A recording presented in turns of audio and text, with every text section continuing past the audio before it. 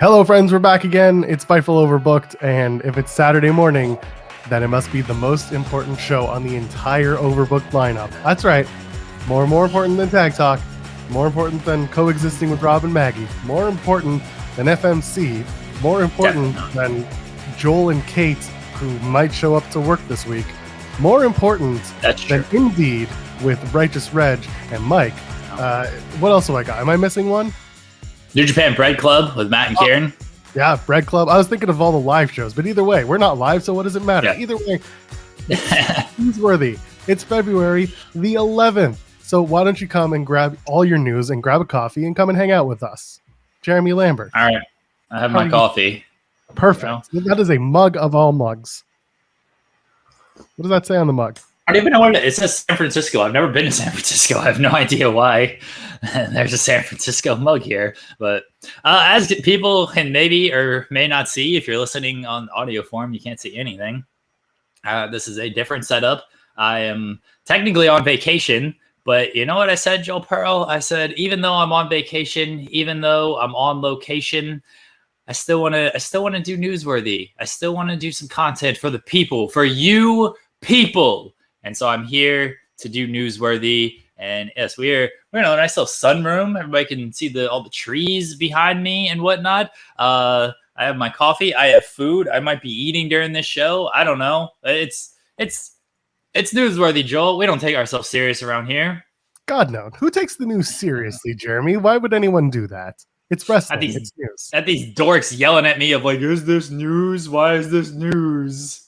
I don't like the news. Well, neither do I, but here we are every single week talking about it because Jeremy loves this business and I love getting paid for this job. So we have 5 Why news. Do you get paid?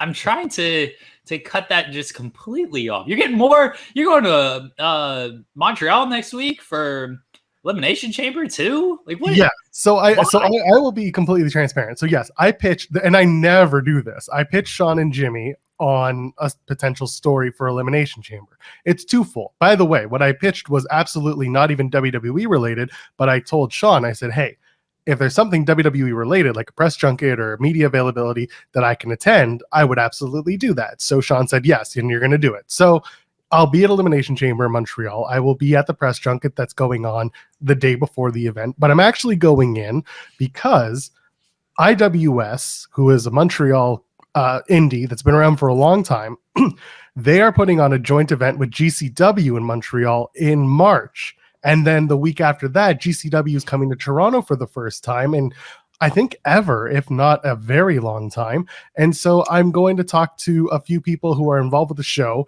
and kind of get a little buzz around those 2 big upcoming GCW crossover shows, especially with IWS. So yes, I'm going for Chamber, but I'm also going because I want to talk indie wrestling with indie wrestlers. So let's do that. Hey, I like your pitch, Joel. I'm happy for you. Maybe that you go into it. I'm sure the story on the IWS and then GCW will be great. And then hopefully things go well at WWE. Well, thank you. I look forward to it. It's a really new experience for me going to a WWE junket. So I'm nervous and excited. So we'll see how that goes. But I'm not nervous to do the next 5 stories with you, Jeremy, because we got 5 on the board. They were either all over your newsfeed or they just blew right by. Hopefully they didn't blow right by you, but we're going to talk about them. Are you ready? Let's do this, Joel. And remember at the WWE press conference, Joel, to ask about Vince McMahon and everything going on there, no matter what. Doesn't matter who's up there.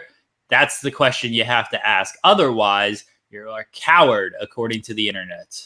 Hey, I've got to hear. You know what? The Observer said this week, if WWE gets sold for $8 billion, hypothetically, I already know the breakdown. I already know who knows what and who makes how much, and I'll just pitch those numbers to talent who have absolutely nothing to do with the deal, and I'll get their reactions. I'll be like, how do you feel about Vince McMahon making potentially $2.5 billion in a sale?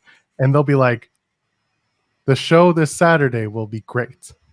Make sure you ask Asuka, what her thoughts are on everything going on with a bunch of billionaires and the stocks and stuff. Right. Would be interested to hear Asuka's take on the She Rules. But make sure to ask her these questions, Joel. It's very important. Otherwise, the internet is going to be mad at you.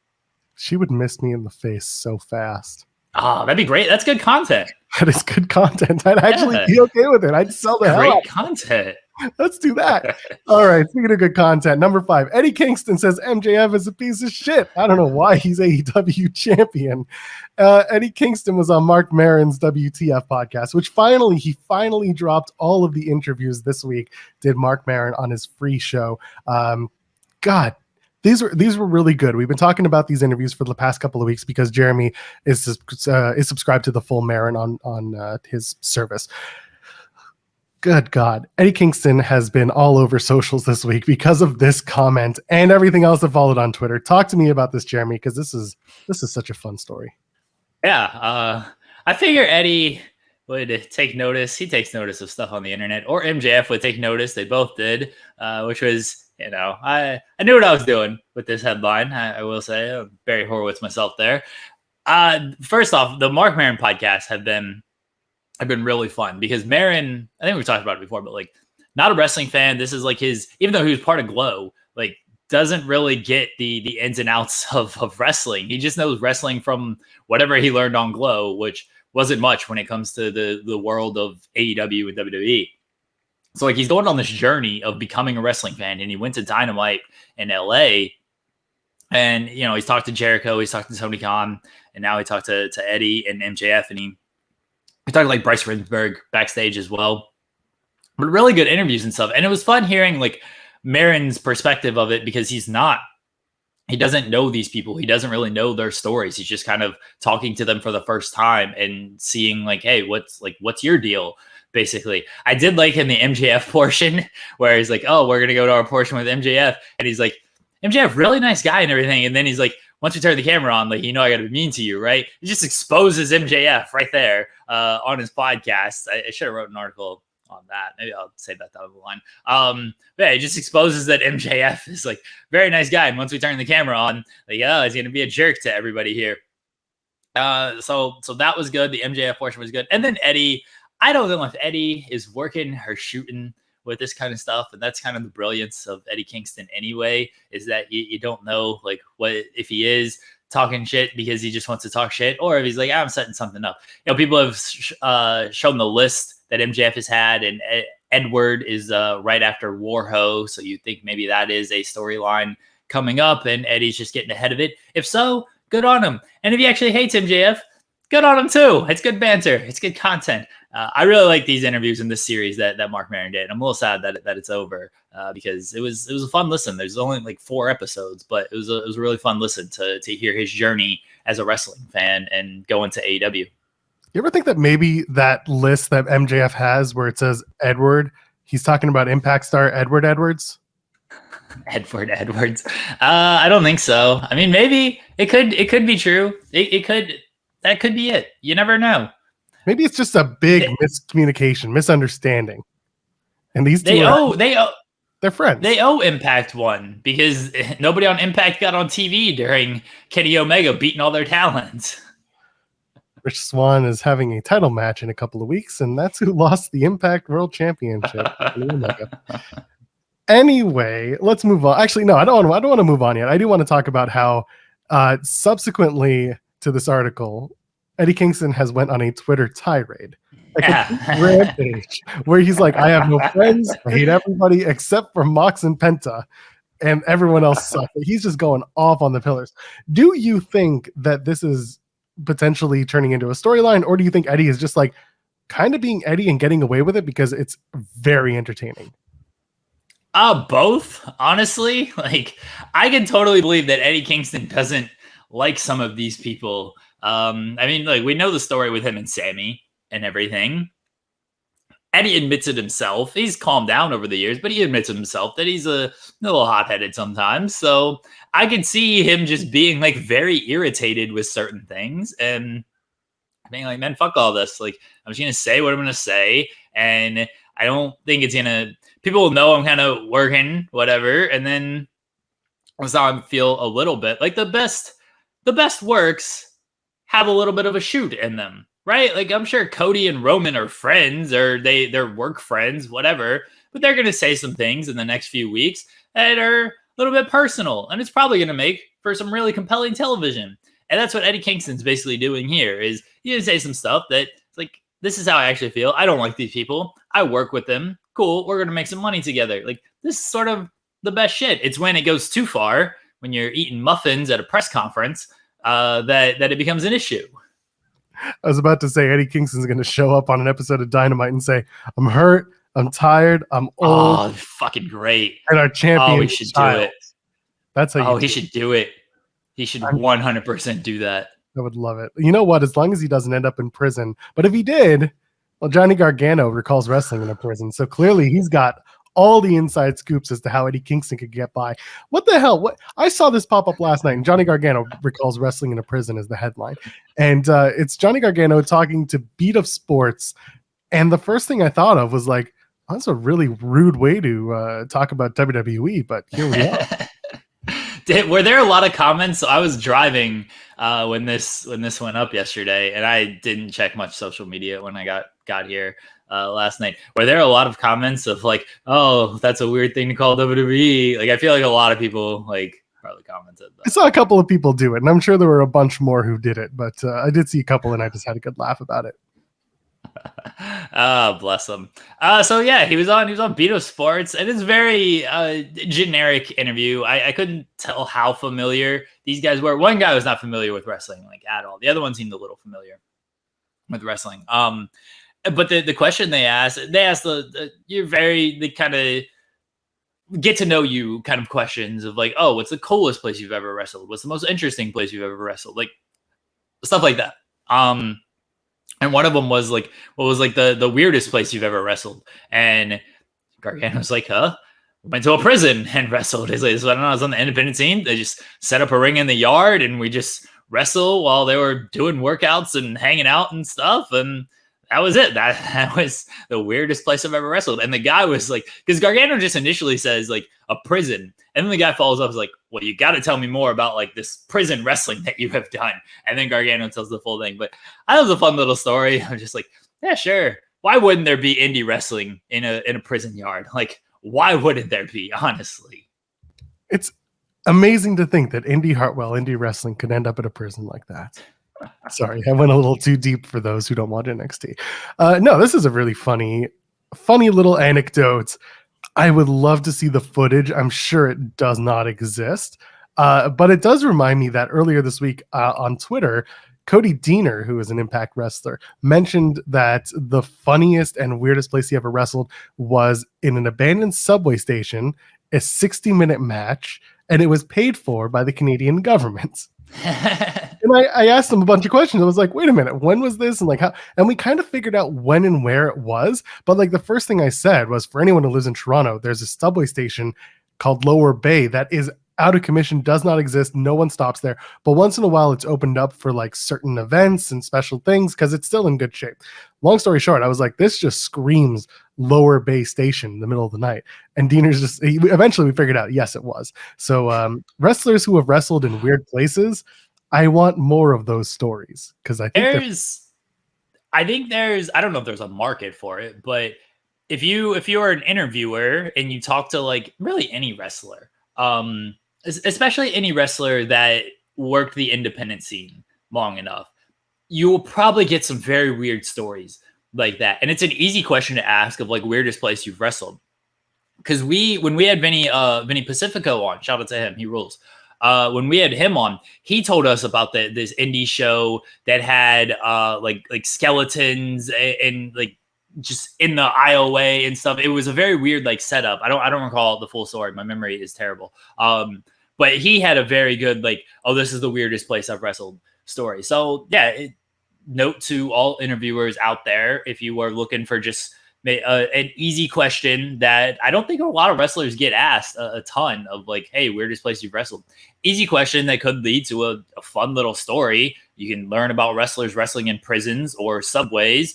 Just ask people, where's the weirdest place you've wrestled? This isn't going to work for somebody like Bianca Belair, who's only wrestled like the Thunderdome, wrestling in no fans. That was weird. It's not going to work for somebody like her, but the people who have traveled the independent scene and traveled around that, you probably get some good stories out of this. I might have to steal this as we interview a bunch of independent wrestlers. I just added it to my list of stuff to ask in Montreal. So like, it's there. I will reference this particular story. I will give you credit, and then I am going to get the answer as to where the weirdest places these wrestlers have wrestled is, because I think that's such a fun little thing, and we can put it together and make a big schmoz out of it. Let's do that. Here we are. We're coming up with ideas on the air. That's great. Are we ready to move on from here? Yes, unless you want to talk more about Johnny Gargano wrestling in a prison. Shout out to Johnny Gargano, by the way. Hopefully he's not mad at this headline. He's always got the best headlines too. Carmelo Hayes explains what he felt could have been done better in the 2 out of 3 falls bout. This past Saturday night, we had Carmelo Hayes taking on Apollo Crews in the best 2 out of 3 falls match. Hayes won 2-0 over Apollo Crews, and then Yabba Dabba Kato came back, and that's a whole storyline in and of itself. Either way, speaking on Busted Open Radio, Carmelo Hayes was reflecting on his match with Apollo Crews. Talk to me about this. I mean, we've talked about Busted Open plenty of times. They do good work, especially when Bully Ray is on. I've put him over before. He's very good. He's good at asking questions and asking follow-ups, and that's what he'd hear of. Carmelo just initially said, like, yeah, I wasn't too happy with some stuff. It was a question that LaGreca had asked about the match, and Carmelo's like, yeah, I wasn't too happy about stuff. And Bully immediately pounced and was like, well, tell us what you weren't happy with.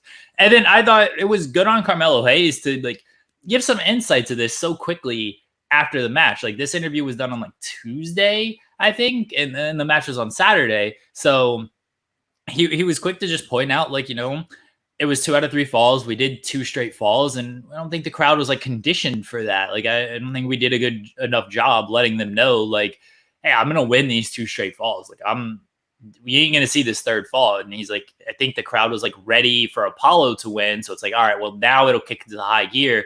And he's like, oh, I'm actually gonna win this. And you know, he felt I don't know if Melo missed, but he felt that this was not a swish. Maybe he had to bank it off the backboard, or it hit the rim a couple times. He got the Kawhi bounces in there. Who knows? But I really just found Carmelo's just insight so quickly after the match, and his willingness to say, like, this is what I think we could have done better. I found it interesting because a lot of wrestlers, especially so quickly after the match like this, like, will probably just be like, oh, great match, or they'll stay in character. Wesley was talking a lot of like in character stuff in his interview. I'm just staying in character, be like, I won, like, that's all that mattered. Like, everything was great. You know, you saw the match, it was a banger type of thing. But he was very honest about like his thoughts on the match. So I thought that was a little refreshing from Carmelo. Yeah, I haven't had a chance to listen to the interview yet, but by all accounts, whenever Melo shows up to talk about his wrestling, he is very transparent about it, and he's very honest. And I think that makes for a good wrestler who is understanding of either not his limitations, but certainly where he can do better, where he can be better. And this is no different. I mean, Bully Ray trying to pull a little bit more intel out of Carmelo Hayes really shows that Bully Ray, despite how people might feel about him on screen, he's got a lot to offer when it comes to advice and at least trying to get wrestlers to be more introspective on their career and their experience so far. I think it's pretty cool. Yeah, again, I think Bully Ray is really good when it comes to being an interviewer, because he's in the business. He's been in the business for a long time, so he knows sort of how wrestlers might be feeling at certain moments and everything too. I think he does very good of like wanting to serve the audience this kind of stuff, unlike other people on the show who are just, hey, let me pal around with everybody. And that's the other portion of this, is that I don't think Bully Ray gives a fuck if he like pisses somebody off. And you know, that as an interviewer, like, you kind of sometimes got to have that mentality of like, hey, I'm gonna ask this question, and if it upsets you, whatever. Like, it's not an issue for me. Like, why does Bully Ray care if like Carmelo Hayes is upset with him at a question? He's probably never gonna see him at like at WWE, but like, Bully Ray doesn't work for WWE. He has no obligation to like be nice to him and put him over and stuff. He has an obligation to the Busted Open audience to ask questions and get answers that they might want to hear. So I appreciate Bully Ray as an interviewer. Absolutely. Please don't DM me, Bully Ray. Let's move on. Speaking of people who have been in the business for a long time, Matt Taven recalls Bobby Fish taking an edible before having to do a run-in at a Ring of Honor show. What the hell is this? First of all, Matt Taven was on the Undisputed with Bobby Fish show because that's back in play. Did Bobby It's Fish been in play? I mean, we haven't talked about it in so long. I thought maybe Bobby Fish forgot how to work the microphone setup. I mean, that's possible. The Undisputed podcast is what it is. It's fine. But hearing Bob Fish, it's a good time. This story, Joel. So like this interview is not like, so when you talk about like generic cliche questions, Bobby Fish like has stories. This man's been around since the 1300s. Like he has stories like with all of these wrestlers. But one thing that like kind of upsets me about this podcast, and Taven is even like joking about it. It's just like, oh, you're hitting the bullet points on Wiki when you're going through all of this. Because Fish is just like, and then you were in ROH, won the tag team titles. Tell me about that. And Taven just like kind of talks about it a little bit and whatnot. But like the interviews like aren't that great. Sorry, Bob Fish, love you. But like the interviews just aren't that good. But they were talking about San Antonio because the Rumble is just in San Antonio.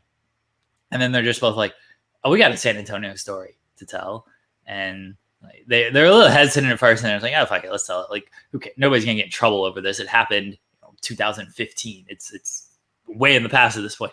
So Taven just recalls the story of like, you and O'Reilly came back and you're all excited after the match. You're like, what are we doing tonight? And it's like, oh, I got edibles. I don't know who had the edibles, but somebody in the ROH locker room in 2015 had the edibles.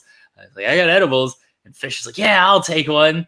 And he just takes one. And then apparently not realizing or forgetting that, and once he took this, he definitely forgot that he was supposed to do his main event run-in in the main event angle. And so Taven goes up to him as Fish is changing. He's like, hey, you got to do like run-in the main event. And Fish is out of it. He's like, oh, shit. The best is like Taven telling this of like Fish coming out, standing at the top of the end, like looking around at the lights and the people, not knowing what he's supposed to do. And Taven like looking up the ramp and like Fish is supposed to come running in, House of Fire, tossing everybody out. And he just like steps on the entranceway, looks around, just like not a care in the world. And Taven's got to like tackle him once they get in the ring to roll out because Fish is in no condition to like toss him over the top rope and stuff. And Fish is just like, I was just trying to make sure everyone was safe. I was just trying to get anybody hurt. We need more wrestlers on edible stories is what I'm getting at here, because I feel like there's some good shit, but yeah, good shit, I'm sure, like in their personal time and whatnot. I want to know if anybody's taken the edible and then done a wrestling match or been involved in an angle at that point. I can think of at least two off the top of my head, and one is still currently employed by a major wrestling promotion. The other one used to spray paint 420 all over his tights. Oh, well, yeah. I'm sure you can figure that one out. The goat right there. That's the goat. And then the other one is just getting back out of rehab. So there's the other one who would have done it. Yeah. That being said, Bobby Fish taking an edible and like just kind of sauntering his way to the ring. I could just see I don't know, everything looks so great. Oh my God. I mean, he's not rolling on Molly. Like they make it sound like he's like not, because whatever. Those who know what an edible can do to you. I don't know anyone who's taken something so strong that it like incapacitates them from doing their job. But apparently Bobby found a way. Okay, but incapacitates you from doing your job. Like, here's the thing: is taking edibles. It'll definitely make you slower. It'll make you just like overthink and question stuff of like what's really going on and stuff. Like if Bobby Fish needs to like run in and like hit people and stuff, I could see how he would be just like, oh wait, what's going on here? Like, how am I supposed to be able? You get very lazy when you take an edible. Like for me, this is me personally speaking, and I've taken it. All I want to do is just sit around, watch terrible television that is even funnier, and then maybe play some video games because it goes really slow and it's awesome. Like that's what it does to me personally. You want to be very lazy. I can see Bobby Fish just like coming in there and be like, oh wait, what's going on here? And because you kind of question of like what is happening sometimes. You don't want to run and try to throw punches and stuff. This all seems like way too much work when you're on an edible. First of all, that's not laziness from Bobby Fish. That's not forgetfulness. That's dementia. Okay? That's Bobby Be Fish. nice to Bobby accelerated Fish. age. Come on. Be nice to Big Dick Bob Fish. We're not gonna hate on him. Come on Anyway. now. I love this. I'm like, Bobby gets to the ring. We're playing patty cake a little bit, which is hilarious. And I'm like, Bobby, throw me out. Bobby, throw me out. Bobby, you have to get rid of me. Nothing is registering on his face to the point where I just tackled you. We rolled through the ropes and we lay on the outside to get us out of this situation. That's Taven explaining to Bobby Fish how this whole thing went. Oh my God. There's definitely footage. So Taven says that like he's seen footage and like it's all in ring. There's gotta be an angle where you see Bobby Fish like come out and then just the look on it with release the Bobby Fish edible cut. That's all I'm saying. That's all I want, Tony. I like a t-shirt as well, but I want the Bobby Fish edible cut. Okay. Because I need to see this footage. I need to see it. Kerry Silken has it in a vault somewhere.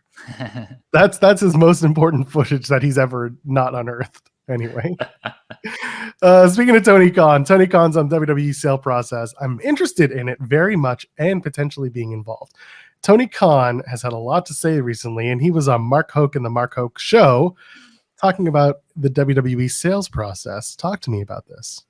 Yeah, it was good stuff with Tony. I ended up doing a few articles out of it because he also gave an update on like Double or Nothing location, which is, hey, it's in Vegas Memorial Day weekend. Nothing's really changed there, but but there's some confirmation there for people. And he was talking about the putting together the Jay Briscoe tribute show as well. As far as like the WWE sale process is like Tony's kind of said this before, it wasn't like super new information. This is so this is two parts here for news writing. News tips. Hit it, Joel. News tips. Joel, what are we doing? Joel, hit it. People are just seeing me like flailing my. I look like I got great audio. Super long arms from this angle. Yeah, the fingers too. Yeah. Yeah. They made fun of my fingers on the shows a long time ago. So they got very long fingers. I don't know. Some people like them. So anyway, so there we go. Joel. Good job.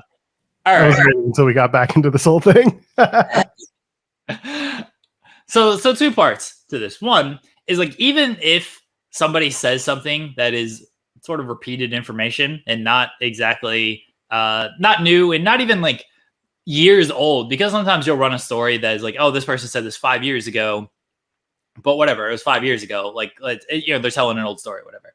Like, it's okay to like double up on it, especially when it is the owner of the second biggest promotion commenting on the potential sale of the first biggest promotion. So even though Tony Khan said something very similar, like right when the sale rumors hit, that was about a month ago at this point. And now he's saying again, information has changed. A lot of information has changed with everything. So Tony commented on it again. It became news again. And, a lot of people picked it up like again because of that. Because like when it is something this big, doubling up on stuff like this, not exactly the worst thing in the world, as long as you can provide new information with this. If there had been like no new information on the actual like sale, like if Nick Khan had not said like it might be a 3-month process and it's going very quickly, then maybe there isn't too much to say about this. But from the first time Tony commented to the second time, even though his answer did not change all that much, the news around WWE has changed, and so it's worth doing again. And of course, it got picked up by a bunch of different outlets. So that's the first thing. The second thing is I've said this before, and I'm saying it again. People like to think that, you're doing the work of others with transcriptions and these stories, and it's like, how dare you steal their material and whatever. And 9 out of 10 times, the people that we cover on this show or just on the website, they appreciate that we cover this stuff, because most of these people don't send out stuff. Matt Kuhn, in our interview we did with him on the Spotlight, Jensen and I, he talked about like we basically do free PR for them. Like he said, like when he used to do the show is he would do the quotes and send them out, and and then that's how websites would run this stuff. Is when he would do the show with I think Robbie E. He had the show with Robbie E. He would do the quotes and send them out. It's like that's how websites run it. And now it's just like, well, somebody like Jeremy will listen to this stuff and do the article, and then that's the free PR. when it comes to this stuff. So maybe I should be lazier. Be like, oh, I'm not doing any of this shit. Do it yourself and then send it to me, and then I'll run the article. But the Mark Hoke, very nice gentleman, he full disclosure, pulling back the curtain a little bit. He messaged me and he's like, hey, thanks for like running the article. Like this did our like biggest numbers. And I know it did our biggest numbers because like Fightful wrote about it and then it got picked up by a bunch of other outlets and like it just became a big thing. So people appreciate this stuff. And I appreciate when people say that to me. And I told them like, hey, you ever do interviews? Send them my way. I'll make sure to cover them in some capacity because I like it when they can make it easier on me and send it to me directly instead of me having to search and find it because I do enough searching and finding. So if you just send me your shit directly, I'll try to run it. I appreciate it when people leave thumbs up on these videos and subscribe to us here at Fightful Overbooked. That's what I like. I appreciate that. I kind of appreciate you, Jeremy, but I don't have anything to add on this particular story because quite frankly, I already know how much everyone is going to make in the sale of a WWE. So, $110 million queen, Stephanie McMahon. I'm on to you. I get it. Jeremy, plug this. How much do you think we could buy WWE for? Do you think they'll give it to us at a discount? Depends. Are we going to be like super hospitable to them and only say nice things? That's all we do anyway. We're paid by them. Yeah, that's a good point. Yeah. I mean, I know we weren't listed on that payroll thing, but you know, we are paid by them. So well, that's because like under the table, like I'm a Canadian, so they don't want to have to issue me any receipts. So they just pay me in cash. True. I don't know about you.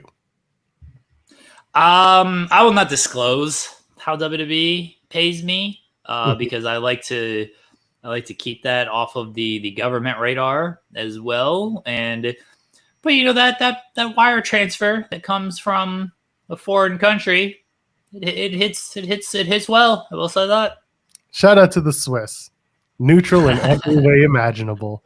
Jeremy, let's get out of here. Plug the stuff. I actually have stuff to plug this week, surprisingly enough. Don't follow me on Twitter. Don't follow me on Twitter though. Follow Steven Jensen at @FightTalk_. So Overbooked, we're doing stuff and things and whatnot on this here channel. From what I've been told, I don't know. I don't have anything to do with anything, but apparently we're doing stuff and things. So I interviewed a lot of independent wrestlers this past week. 2 of those interviews are up right now. More will be coming over the next week or so. Probably there might be 3 by the time some people listen to this. Anyway, a lot of independent wrestlers. We got Joey Janela, which was a great interview. Fun story, Joey Janela, right quick, is we do this interview for those who have listened or haven't listened. There's actually like actual newsworthy stuff in there, like how they got Kota Ibushi in GCW and then stuff about like spring break. And then there's not so newsworthy stuff where Joey is just being Joey Janela and being funny and popping himself, which is hilarious to me. But we get done doing the interview and Joey's just like, I don't know if you can get anything out of this interview. I'm like, well, 1, there's actual news. And then 2, like you said some funny stuff. And he's like, all right. I'm like, I wrote the Nick Gage Sonic headline. I can get anything out of this. He's like, oh, that was you. That was so great. So yeah, all you dorks saying that it's not news popped a lot of people. So I can typically pull something out of all of this stuff. But Joey Janela, great interview there. Billy Starks, that was really fun. Starboy Charlie, he was really fun. Yo-Yo, Jordan Oliver, both great. And then our guy, Cole Radrick. And I will be writing about the SpongeBob Wrestling Show from the Cole Radrick interview. And I cannot wait to do that. That was the biggest, Joel, I'm trying to get SpongeBob Wrestling. I'm going to bully Cole Radrick into running this show. So that was a really great interview. All those will be up on Overbooked within the next couple of weeks. 2 are up right now. Janela and Jordan Oliver up right now. So go check that out and support all the hard work and the interviews that I've done. And I hope to do more cool independent wrestling interviews and things like that. And everything else we got going on Overbooked this week. Like we got a shit ton this week. We have Indeed, which is now in its 2nd week. Tag Talk. Kylie is there. She's a special guest every week. For however long. Shout out to Haley. Hope everything's going well. With new episode of Strong Style. Cher Delaware has been bullied back into doing an episode of Strong Style. We've got FMC where we talk about stuff and get ourselves in trouble with our significant others. It's me, nobody else.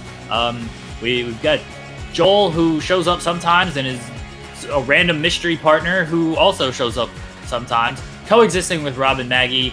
Our interviews, are me doing stupid stuff, gaming streams, or you can go to twitch.tv/Fightful Gaming for the gaming streams. I feel like we're doing well with everything we're putting out there. And shout out to everybody who supports and checks out just even one video, even one of the videos. We appreciate it. It's the busy season. WrestleMania is up and around the corner. We got plenty to do and plenty to say. Just come and visit us here at Fightful Overbooked. There's stuff literally dropping every day. We used to say this all the time and then look at ourselves and be like, is there really stuff dropping? No, now there is stuff dropping every day on the channel. Come and hang out with us. We'd love to have you. Until then, ladies and gentlemen, I am at Trollpearl, JOELPEARL. Ladies and gentlemen, see you in the next one. Oh, I messed up my own thing. It's ladies, gentlemen, and friends beyond the binary. We'll see you next. Joel. I know. Next week I'll just be not here. Cheers.